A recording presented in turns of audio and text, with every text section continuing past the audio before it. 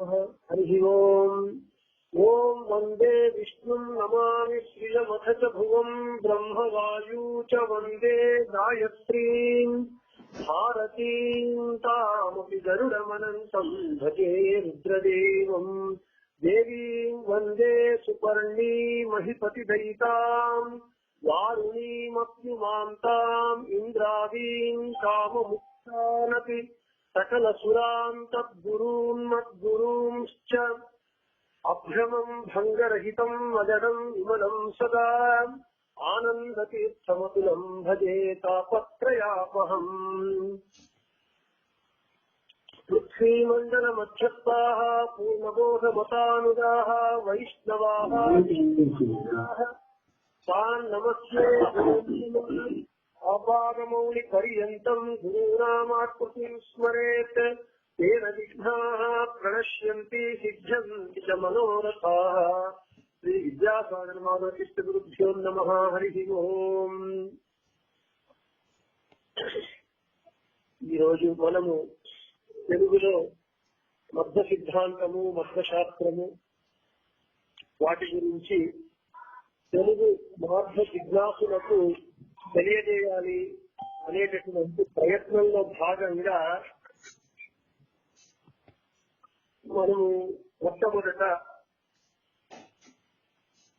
రాఘవేంద్ర స్వాముల వారి యొక్క స్తోత్రముతో ప్రారంభం చేసి ఆ రాఘవేంద్ర స్వాముల వారి స్తోత్రాన్ని పూర్తి చేశాము. రాఘవేంద్ర స్వాముల వారి యొక్క అనుగ్రహం చేత తరువాత భగవద్గీతను రాఘవేంద్ర స్వాముల వారి యొక్క గీతా వివృతి వ్యాఖ్యానముతో ఇప్పుడు గీత భగవద్గీత 9 నుండి 9:45 రోజు రాత్రి పూట జరుగుతూ ఉన్నది.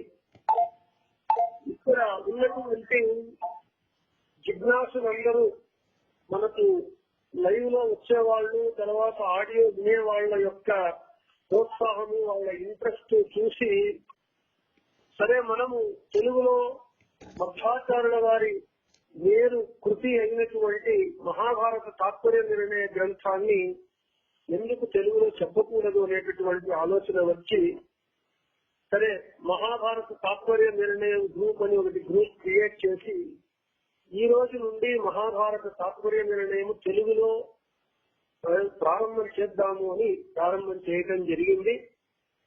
ఇది మనకు ఈ రోజు మనం ప్రారంభం చేస్తూ ఉన్నాము.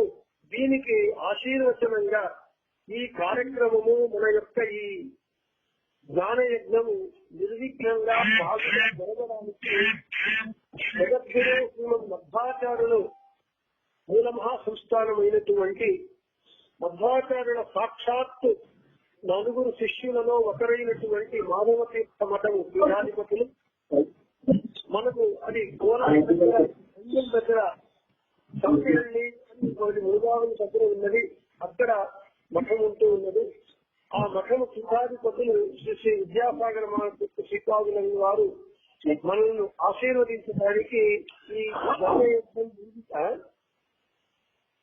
ఈ జ్ఞానయజ్ఞం నిర్విఘ్నంగా జరగడానికి ఆశీర్వదించడానికి మనకు వాళ్ళు కాన్ఫరెన్స్ హాల్ లో ఉన్నారు.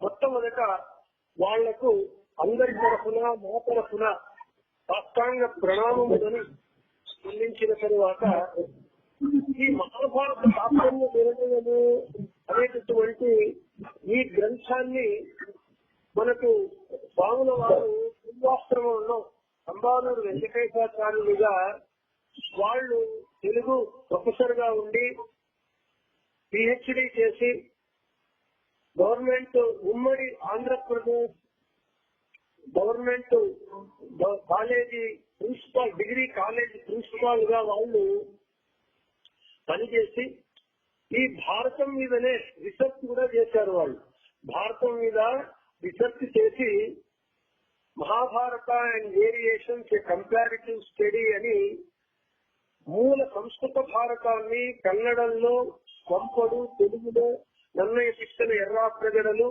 అందులో నన్నయ్యను మాత్రం తీసుకొని ఇక తమిళంలో పెరుందేవున వీళ్ళు భారతాన్ని ఎంత మాత్రము మూల భారతాన్ని అనుసరించారు, ఎక్కడెక్కడ వాళ్ళు సొంత కల్పనలను జోడించారు అనేటటువంటి దాన్ని చూపిస్తూ కంపారిటివ్ స్టడీ ఇంగ్లీష్ లో చేసి దానికి పిహెచ్డీని పొందారు.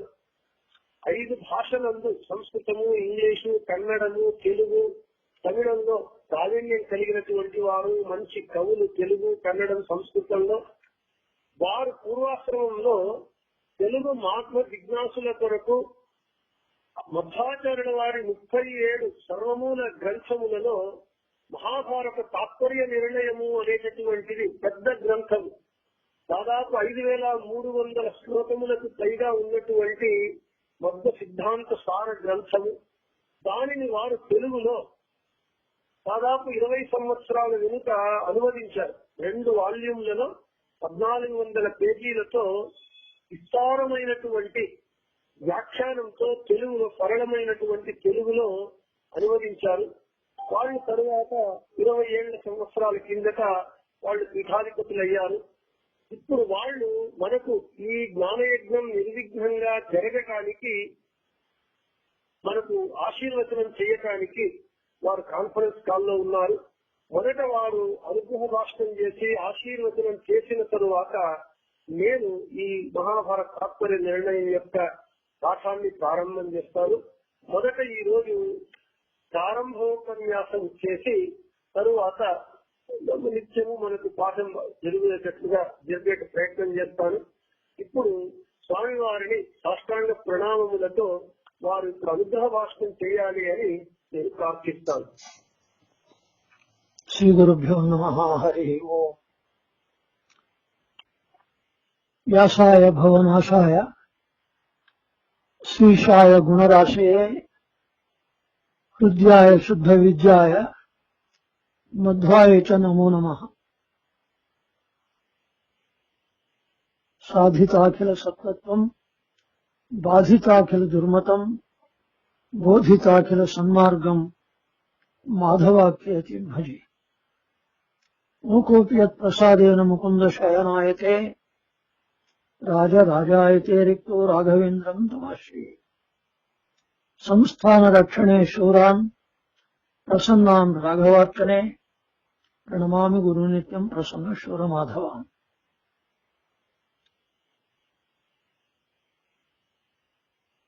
తెలుగువారు జిజ్ఞాసులైనటువంటి ఈ ఆన్లైన్ పాఠానికి వచ్చేటటువంటి వాళ్ళకందరికీ కూడా ఆరంభంలో నేను భగవంతుడు మంచి కలిగించాలి అని భగవంతుడిని ప్రార్థించి ఈ కార్యక్రమం నిర్విఘ్నంగా జరగాలి అనే 2 మాటలు ప్రవేశికగా చెబుతున్నాను. మహాభారతము సమస్త శాస్త్రముల నిర్ణయం. అది నిర్ణయ సర్వశాస్త్రాణం భారతం పరికీర్తితం అని సమస్త శాస్త్రముల సారమును పడబోసి ఇచ్చినటువంటిది మహాభారతం. అది గొప్ప ఆధ్యాత్మిక గ్రంథం. అది ఆధ్యాత్మినిష్టం మీ భారతం అని అంటారు ఆచార్యుల వారు. భారతం ఎవరికి అర్థమయ్యింది అనే ప్రశ్న వేసుకుని వ్యాసోహి తద్వేద అని అంటారు. వ్యాసుల వారికి మాత్రం అర్థమైందట, తామే రక్షించారు కాబట్టి. ఇక బ్రహ్మావాత ప్రసాదత బ్రహ్మదేవునికి వ్యాసుల అనుగ్రహంతో మహాభారతం అర్థమైంది. శ్రీ మధ్వాచార్యుల వారు బ్రహ్మ పదవికి వెళ్లేవారు కాబట్టి వ్యాసుల వారి అనుగ్రహంతో మహాభారతం అర్థమైంది వారికి. వారు వ్యాసుల వారి ఆజ్ఞను అనుసరించి మహాభారత తాత్పర్య నిర్ణయం అని ఒక బృహత్ గ్రంథాన్ని రచించారు. 32 అధ్యాయాలు, 5200 శ్లోకముల పైన. ఇటువంటి గ్రంథాన్ని రచించి మహాభారతాన్ని, రామాయణాన్ని, హరివంశాన్ని, మిగిలిన పురాణాలను సరిగా అర్థం చేసుకోవాలని నిర్ణయించి చెప్పారు. ఎందుకనంటే అనేక సందర్భాలలో భారత, భాగవత, రామాయణ, అష్టాదశ పురాణములలో మనకు అనేక సందర్భాలలో అపార్థము కలిగించేటటువంటి, వైరుధ్యములు కలిగించేటటువంటి సన్నివేశాలు వస్తాయి. అటువంటి వాటిని అన్నింటినీ పరిహరించి శుద్ధమైనటువంటి భగవతత్వాన్ని భారతం ప్రాతిపదికగా పెట్టుకొని మనకు ఉపదేశం చేస్తారు మహాభారత తాత్పర్య నిర్ణయంలో. ఇది ఒక విచిత్రమైన శైలి, మహాభారత తాత్పర్య నిర్ణయం శైలి. ఇందులో కథ ఉంది, శాస్త్రం ఉంది, కవిత ఉంది. ఎంత తెలుసుకొని వెళ్ళాలంటే అంతకు పైగా పోతూ ఉంటుంది. అది నీటి కొలది తామర. సరోవరంలో నీరు ఎక్కువైనా తామర పైననే ఉంటుంది, నీరు తక్కువైనా అది నీటి పైననే ఉంటుంది. అంటే మహాజ్ఞానులు మహాభారతాన్ని అర్థం చేసుకోవడానికి వెళ్తే వారి బుద్ధికి పైననే ఉంటున్నది. ఇటువంటి మహాభారతాన్ని సరిగా అర్థం చేసుకోవాలని మధ్వాచార్యుల వారు ఈ గ్రంథాన్ని రచన కావించారు. దీనిలో ఒక విశేషం ఏమిటి అనంటే, వయస్సు మీరినటువంటి వారు, వయోజనులు, జిజ్ఞాసులు నియమాధ్యయనం చేసి వేదం చదువుకొని, వ్యాకరణం చదువుకొని ఇవన్నీ చేయడానికి వీలు లేనటువంటి లౌకికంలో ఉన్నటువంటి వారు, వయసు అయినటువంటి వారు మాకు ద్వైత శాస్త్రం తెలుసుకోవాలని ఆశ ఉంది, ఎలా తెలుసుకోవాలి? అటువంటి వాళ్లకు ఇది అద్భుతమైనటువంటి గ్రంథం. ఇది 32 అధ్యాయాలను మీరు సరిగా చదువుకుంటే మీకు తెలియకుండానే మీరు మధ్య శాస్త్రవేత్తలైపోతారు. పరిణామం వచ్చేస్తుందన్నమాట. భారత కథ అర్థమవుతుంది, భాగవత కథ అర్థమవుతుంది, రామాయణ కథ అర్థమవుతుంది, పురాణాల కథలన్నీ అర్థమవుతాయి. దాంతో పాటు ద్వైత సిద్ధాంతము మీకు తెలియకుండానే మీ బుద్ధిలో నిలబడిపోతుంది, మీరు ద్వైతులు అవుతారు. ఇది మహాభారత తాత్పర్య నిర్ణయ శైలి యొక్క వైశిష్టం. ఎవరైతే ఇప్పుడు ఆన్లైన్ లో శ్రవణం చేయాలని వచ్చారో వాళ్ళందరూ కూడా చాలా అదృష్టవంతులు. జిజ్ఞాస లేకపోతే ఇక్కడికి రారు. వచ్చిన వాళ్ళు జిజ్ఞాసులు. జిజ్ఞాసులు అంటే జ్ఞాతమిచ్చ, తెలుసుకోవాలనే కోరిక ఉన్నవాళ్ళు. తెలుసుకోవాలనే కోరిక ఉన్న వాళ్లకు తృప్తిని కలిగించేటటువంటి ఒక మేరు ప్రతి మహాభారత తాత్పర్య నిర్ణయం. ఇది నిర్విఘ్నంగా ఈ పాఠం జరిగి మీలో ఒక పాజిటివ్ డెవలప్మెంట్ రావాలి, మంచి పరిణామం కలగాలి. దానికి ఇది దోహదం అవుతుంది. మేము మంగళాచరణ శ్లోకాన్ని మాత్రం చెప్పి చిరంజీవి సమీరాచార్య బాగా చదువుకున్నాడు, మంచి వాగ్మి, తర్వాత సుధా మంగళం చేసినాడు,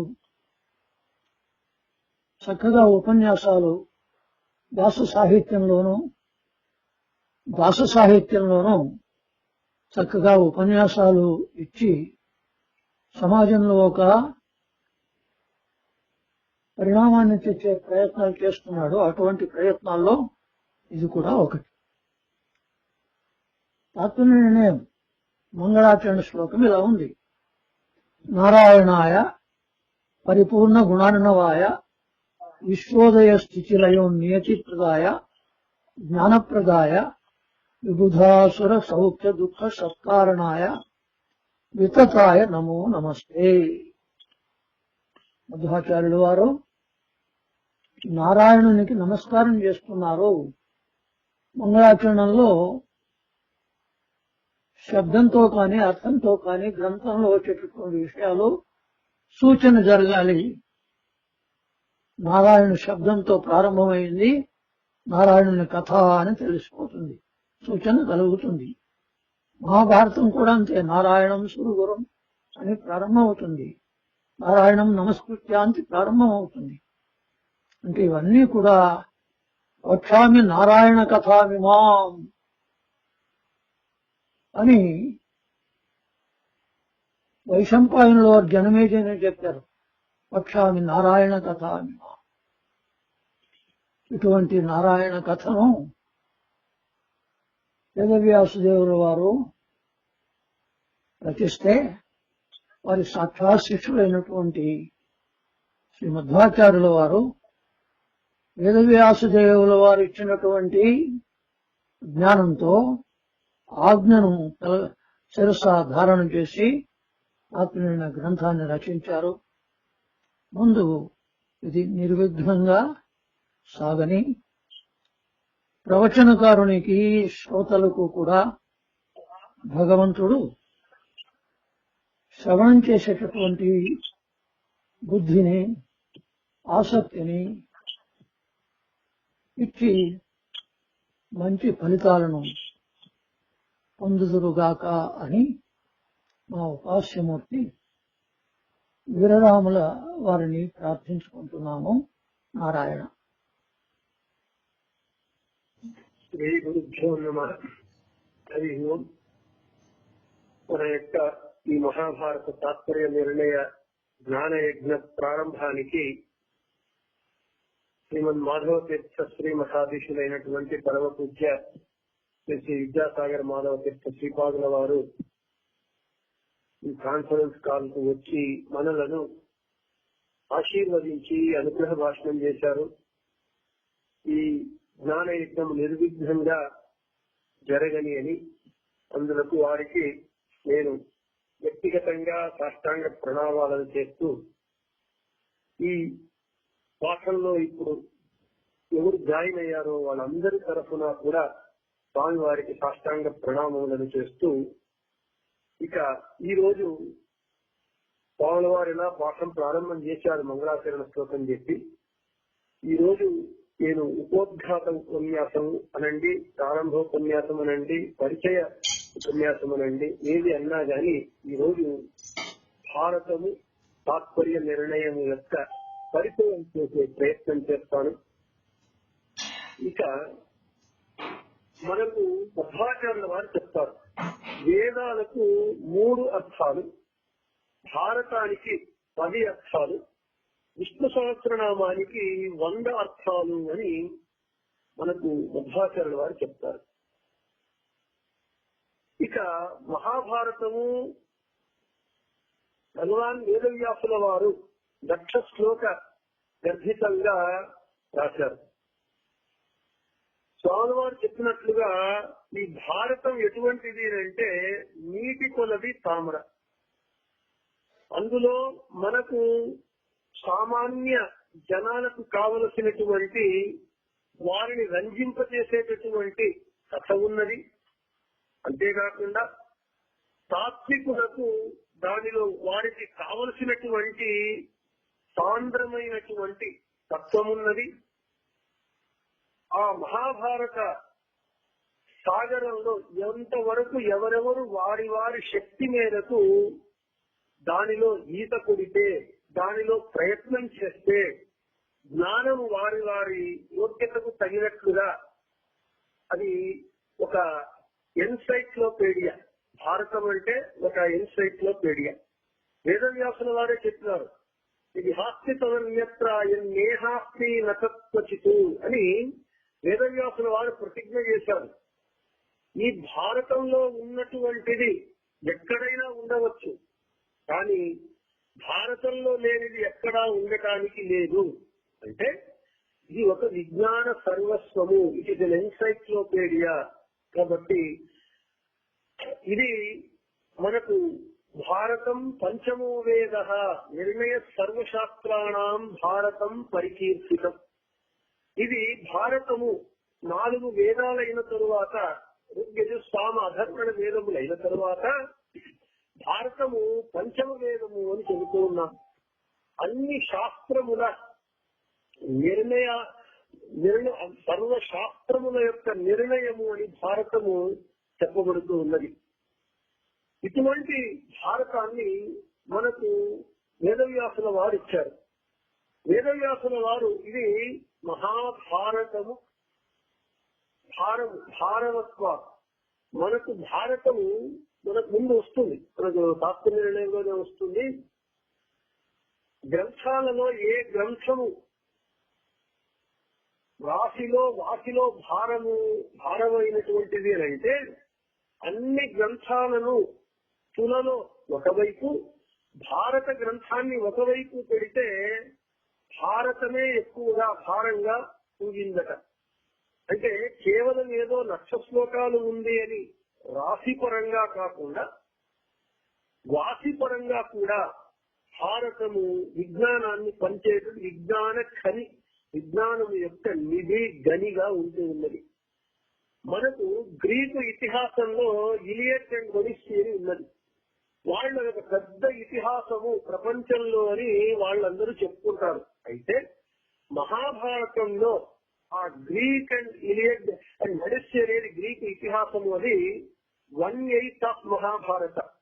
భారతంలో 1/8, 1/8వ భాగము మాత్రమే. కాబట్టి మహాభారతము ముందు చెప్పినట్లుగా వాసిలో గాని పేరుకు తగినట్లుగా అది మహాభారతమే. వేదవ్యాసుల వారు, భగవాన్ వేదవ్యాసుల వారు మనకు వారికి ఈ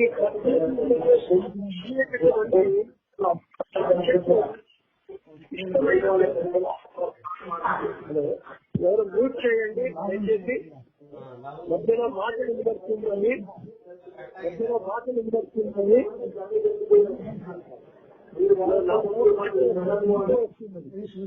హలో. వేదవ్యాసుల వారికి 18 అనేటటువంటి సంఖ్య చాలా ఇష్టమైనటువంటి సంఖ్య. చూడండి, భారతంలో 18 పర్వాలు, భారత యుద్ధము నడిచినది 18 దినములు, భారత యుద్ధంలో పాల్గొన్నటువంటి అక్షౌహిణులు 18 అక్షౌహిణులు. ఒక అక్షౌహిణి అని అంటే 21,870 ఏనుగులు, 21,870 రథములు, 65,610 గుర్రములు, తరువాత 1,09,350 కాల్బలము అంటే సైనికులు. ఇది ఒక అక్షౌహిణి అని అంటారు. ఇటువంటి అక్షౌహిణులు 18 అక్షౌహిణులు సైన్యంలో యుద్ధంలో పాల్గొన్నాయి. మళ్ళీ మీకు 21,870 ఏనుగుల అక్షరంలో ఉన్న సంఖ్యను కూడితే మనకు 2, 1, 8, 7, 0 వాటిని కూడితే 18 వస్తుంది. రథాలను కూడితే 21,870ని కూడితే 18 వస్తుంది. గుర్రములు 65,610 వాటిని కూడితే 6,5,6,1,0 కూడితే 18 వస్తుంది. కాల్బలము సైనికులు 1,09,350 వీటిని 1,0,9,3,5,0 కూడితే 18 వస్తుంది. ఈ అన్ని ఏనుగులు, రథములు, గుర్రములు, కాల్బలాన్ని వీటన్నింటినీ కూడితే 2,08,700 వస్తాయి. మళ్లీ వాటిని 2, 1, 8, 7, 0, 0 వీటిని కూడితే మళ్లీ మనకు 18 వస్తుంది.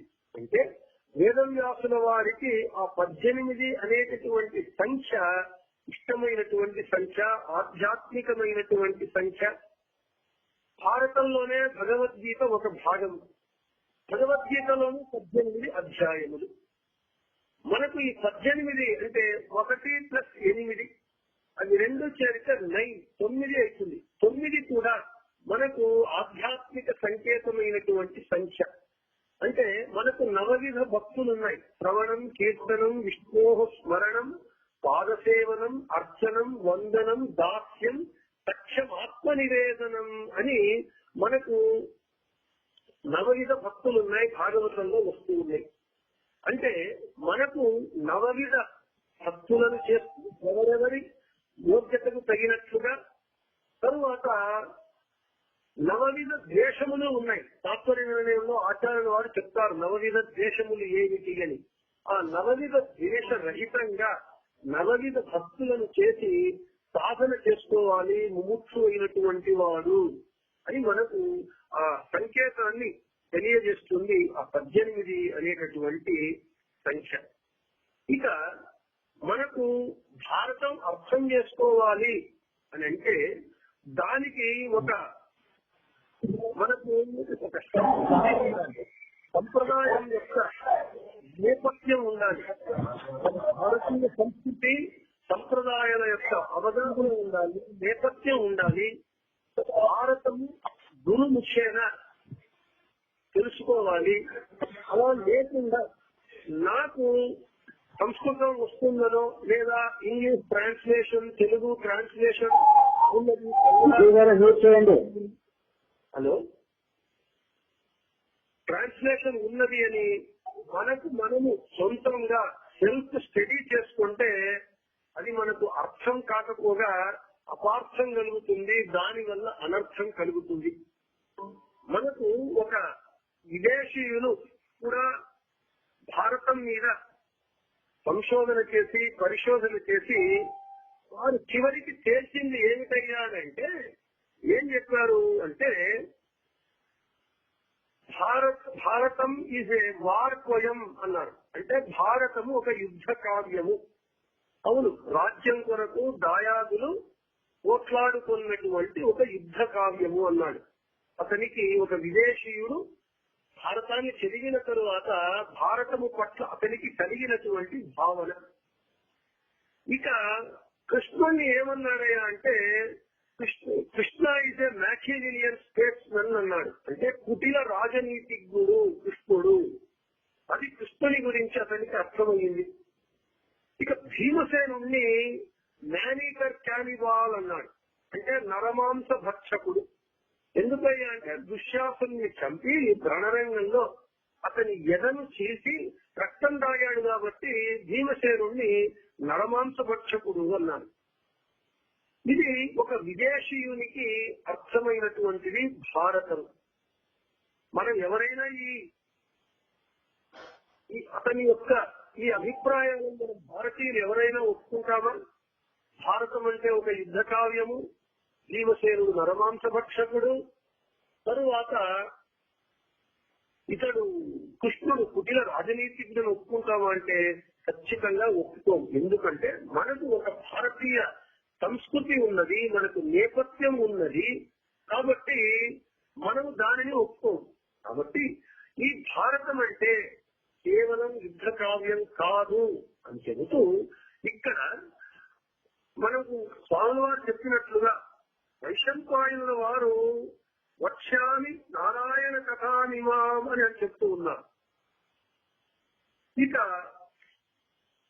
వేదవ్యాసుల వారు కార్ష్ణ్యం వేదం కృష్ణవేదము అని చెబుతూ ఉన్నారు. ఇక పంచమో వేద భారతము పంచమ వేదము అని చెబుతూ ఉన్నారు. ఇక మధ్వాచార్యుల వారంటూ ఆధ్యాత్మనిష్టం హి భారతం సర్వముచ్యతే, ఆధ్యాత్మనిష్టం భారతం సర్వముచ్యతే అంటే భారతము మొత్తము అంతా మనకు ఆధ్యాత్మ తత్వాన్ని తెలియజేసేటటువంటిది భారతము. అది కేవలము దాయాదులు రాజ్యం కొరకు కొట్లాడుకున్నటువంటి ఒక యుద్ధ కావ్యము కాదు అని మనకు స్పష్టంగా చెబుతూ ఇది ఆధ్యాత్మ తత్వాన్ని చెప్పేటటువంటిది పూర్తి భారతం అంతా అని మధ్వాచార్యుల వారు చెబుతూ ఉన్నారు. ఇక భారతము మనం చదవాలి, అధ్యయనం చేయాలి అంటే నేను మొదటే చెప్పినట్లుగా దానికి ఒక భారతీయ సంస్కృతి ఉండాలి, సంప్రదాయాల యొక్క దాని యొక్క జ్ఞానం ఉండాలి, గురు ముఖేన చదవాలి. కాబట్టి ఇక్కడ భారతం చదవాలి అని అంటే ఏమిటయ్యా అని అంటే ఇది చెప్తూ ఉన్నారు. అంతేకాకుండా భారతము మిగిలిన పురాణములన్నీ మనకు భగవంతుణ్ణే, విష్ణువు యొక్క భగవంతుని యొక్క సర్వోత్తమత్వాన్నే ప్రతిపాదిస్తాయి అని చెబుతూ వేదే రామాయణే చైవ పురాణే భారతే తథా ఆదావంతే చ మధ్యే చ విష్ణు సర్వత్ర గీయతే అని హరివంశ పురాణం చెబుతూ ఉన్నది. అంటే వేదమునందు, రామాయణమందు, భారతమునందు, పురాణమునందు ఆదియందు, అంత్యమునందు, మధ్యయందు విష్ణు సర్వత్ర గీయతే, భగవంతుడే గానము చేయబడ్డాడు అంటే భగవంతుడే చెప్పబడ్డాడు. కాబట్టి మధ్వాచార్యుల వారు ఊరికే చెప్పలేదు, ఆధ్యాత్మనిష్టం భారతం సర్వముచ్యతే అని చెబుతూ దానికి తగినట్లుగానే మనకు మధ్వాచార్యుల వారు భారతాన్ని అంతా మనకు ఈ భారతము రామాయణము మనకు కొందరు చెప్తూ ఉంటారు, అర్జునులు జ్ఞానం లేనటువంటి వాళ్ళు దానిని సరిగా చదివి అర్థం చేసుకోవడానికి కానటువంటి వారు ఏం చెప్తారు, మనకు తెలుగులో ఒక సామెత ఉన్నది, భారతము బొంకు రామాయణము రంకు అని. ఎందుకయ్యా అంటే ధర్మరాజు అబద్ధం చెప్పాడు, ఇక రామాయణం ఒక స్త్రీ కొరకు జరిగినటువంటిది అని భారతము బొంకు రామాయణము రంకు అనేటటువంటి ఒక సామెత ఉంటూ ఉన్నది. ఇది అజ్ఞానులు చెప్పేటటువంటిది. భారతం గాని, రామాయణం గాని, పురాణాలు గాని, వేదాలు గాని ఆది యందు, మధ్య యందు, అంత్యమునందు భగవంతుడే చెప్పబడ్డాడు వాటి యందు అని చెబుతూ ఇక భారతం చదవాలి, మనం అర్థం చేసుకోవాలి అంటే మనకు ఈ ఆచార్యుల వారు చెప్తారు, మధ్వాచార్యుల వారు చెప్తారు, ఈ వేదవ్యాసుల చేత చెప్పబడినటువంటి లక్షణ శాస్త్ర గ్రంథంలో ఇలా చెప్పబడింది, ఎవడైతే సమాధి భాష, దర్శన భాష, గుహ్య భాష అనేటటువంటి భాషాత్రయాన్ని, సంస్కృతంలో మళ్ళీ 3 భాషలు ఉన్నాయి, సమాధి భాష, దర్శన భాష, గుహ్య భాష అని. ఈ 3 భాషల లక్షణాలను ఎవడైతే తెలియడో ఎవడైతే వందల సంఖ్యలో ఉన్నటువంటి రీతి భేదాలను తెలియడో, తరువాత ఎవడైతే సప్త వ్యత్యాసాది సప్త భేదములను తెలియడో, ఇది లక్షణ శాస్త్ర గ్రంథంలో చెప్పబడ్డాయి, ఇవన్నీ తెలియడు.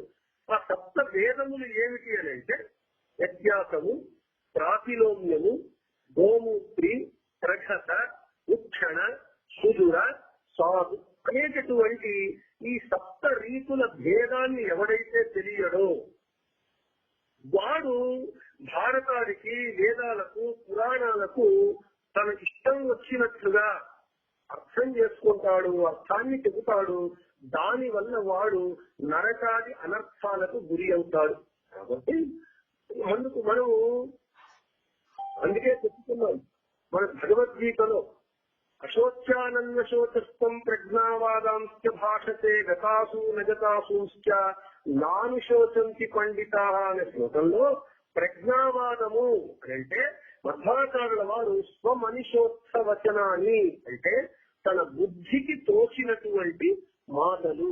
కాబట్టి మనము సరి అయినటువంటి జ్ఞానం లేకుండా ఆ ఏమేమి లక్షణాలు, భాషాత్రయము, రీతులను తెలుసుకోకుండా, గురుముఖేన చదవకుండా మధ్వాచార్యుల వారు రచించినటువంటి తాత్పర్య నిర్ణయ గ్రంథాన్ని పెట్టుకొని భారతము, రామాయణము, భాగవతము, హరివంశము, పురాణాదులు చదవకపోతే ఇలాగే మనం అర్థం చేసుకుంటాం. విదేశీయులు అర్థం చేసుకున్నట్లుగా భారతము యుద్ధ కావ్యము, తరువాత భీమసేనుడు నరమాంస భక్షకుడు, కృష్ణుడు కుటిల రాజనీతిజ్ఞుడు అని మనము తెలుసుకుంటాం. కాబట్టి భారతం చదవాలంటే ఇంత నేపథ్యం ఉండాలి.